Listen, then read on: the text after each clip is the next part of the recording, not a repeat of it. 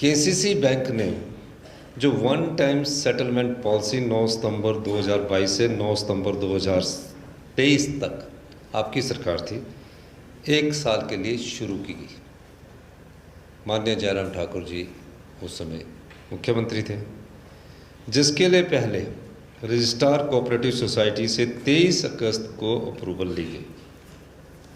RCC ने condition लगाई कि यह policy 100% non discretionary and non discriminatory हो। इसका मतलब यह है कि किसी की एप्लीकेशन रिजेक्ट नहीं हो सकती अगर वो ओटीएस पॉलिसी के फ्रेमवर्क में आया है।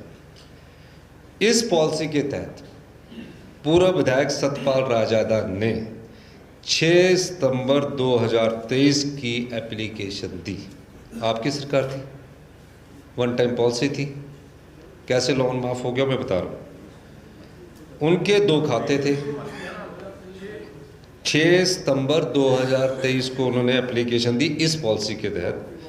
9 सितंबर 2022 से 9 सितंबर 2023 तक आपकी सरकार की वन टाइम पॉलिसी चली हुई थी। सतपाल राजादा जी ने 6 सितंबर 2023 को इसकी एप्लीकेशन दी, जो पॉलिसी पीछे चली हुई थी।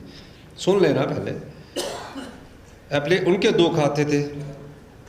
एक का क्लोजर 5 दिसंबर 2023 को हुआ, जबकि दूसरे का 6 दिसंबर 2023 को हुआ। इस पॉलिसी को एक्सटेंड करने के लिए बैंक ने आरसीएस से अप्रैल में दोबारा अनुमति मांगी, अप्रैल में, और आरसीएस ने 16 सितंबर 2023 से 31 दिसंबर 2023 तक अनुमति दी। 3 महीने की एक्सटेंशन भी दी। इसी शर्त पर दी गई कि यह पॉलिसी 100% नॉन डिस्क्रिशनरी और नॉन डिस्क्रिमिनेटरी हो। इस पॉलिसी के कारण जो पॉलिसी चली हुई थी, कोई स्पेशल पॉलिसी नहीं बनी है। इसी पॉलिसी के कारण बैंक का 207 करोड़ रुपया एनपीए कम हुआ, जो 1247 करोड़ से घट 1040 करोड़ रुपया रह गया। 7262 लोगों ने इसका फ़ायदा उठाया। एनपीए अकाउंट कम हुआ। आपने लाई होगी चुनावों से पहले राजनीतिक लाभ के लिए, होता है।